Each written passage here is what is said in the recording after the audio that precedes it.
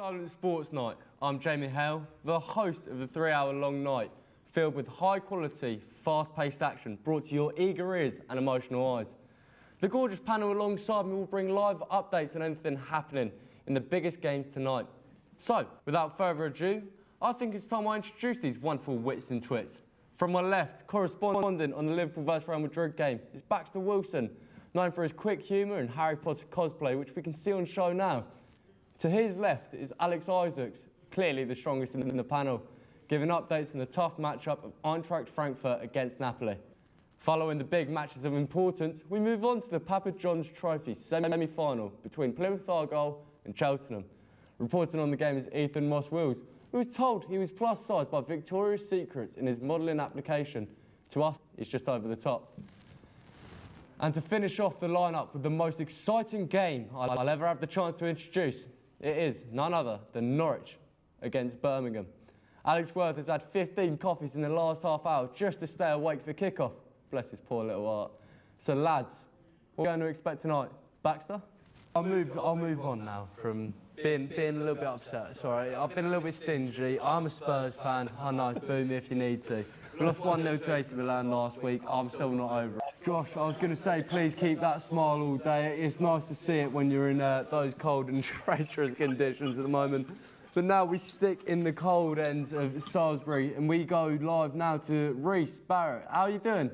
About fireworks down, pretty sure, in the Liverpool vs Real Madrid game. The Liverpool fans have been setting off fireworks outside Real Madrid's hotel for the last night. It was actually the same stunt they pulled when they faced Spurs in the 2019 Champions League final. To stop being such a pessimist here, if Darwin Núñez can get a goal, then I'm sure the things I've said about Salah he's going to take personally. Even though he may be watching the Silent Sports News tonight, who knows? Let's be optimistic here, guys. Actions are going to get worse and worse every single time we go over to Liam. Seeing him being static for a second before going straight into the theatric, that has been the most composed I've seen him, and we still laughing over it. We can't get enough of him. We can't get enough of Liam. You're doing a fantastic job over there, and I cannot wait to see you for the second half. I expect maybe are getting there happily ever after in this match down half-time to the last of this whole little first part of the show. So Baxter, the analysis, please. Nanny cuddle, like in the way that every single time he steps onto the pitch, there's not really much expected from him because you've spent £80 million on a striker there for someone who gets offside 4 times a week, headbutts Crystal Palace defenders, scores 6 goals, and fans are still going, he's the new Luis Suarez. No, it's just because he headbutts people does not make him half the man Luis Suarez was. The main selling point in that whole situation was how quick he was. If I turn around and had a Dharma Traore at 80 million, I'd still be turning around. He just paid 80 mil for Mudryk. Excuse me, Mudryk's quicker. That's all I'm going to say. If you want to get upset about this whole thing, it's okay. Don't worry, we've got a few tissues behind there. You don't have to be that emotional. It's okay. It's just to say that Pep might have a chance now of winning the Champions League. So, in a little turn of trying to move on here into Champions League and the winners, do we believe it's Pep's time to win it again, or do we believe it's going to go to a favourite like Real Madrid? We'll start with Worth, seeing as an experienced goalkeeper like him would not expect to concede goals. Speaking of goals, there has been another one at Farnborough. Liam, what is happening over there? Liam, tell me now. And now, we'll go to the absolute comedian and entertainer of this whole show, the one we've been waiting to see on camera again. For the analysis, Liam, how has it been over there? Time, you've got that little bit of charisma, you've got that. But if you want charisma and energy when it comes to a goal going in, we've got none other than Liam again. Farnborough, what's happening over there? Farnborough, just the opportunity to showcase his talent.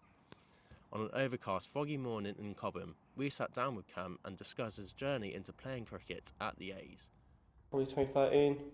Me and Mum started coming down watching the 1s and 2s, and we every so often play on a Saturday, and it looked fun and enjoyable. So a group of me and my mates. Surrey could be on the cards. Alex Isaacs, Silent Sports News. And with physio and stuff, so we'll see.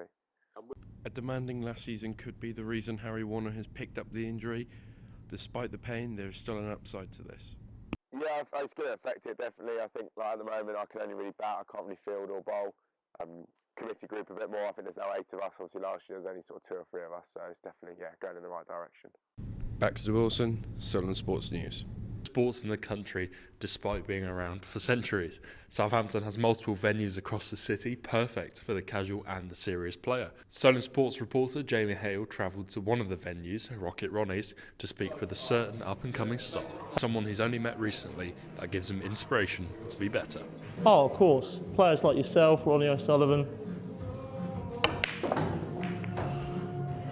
All idols of mine, especially you, mate, especially you, Jamie. Of suicide prevention, suicide awareness, letting people know that it's okay not to be okay. That was Harrison Reed, who says brotherhood is key to preventing suicide for men across the UK. Speaking with friends, family, or even your colleagues from work can greatly reduce the chance of suicide. It's a bit of a band of brothers type thing where Ripple started 2 years ago as they expanded their horizon to charity football games 6 months ago. They have already accomplished so much and gathered around 50 players who have featured and joined the ever-growing family.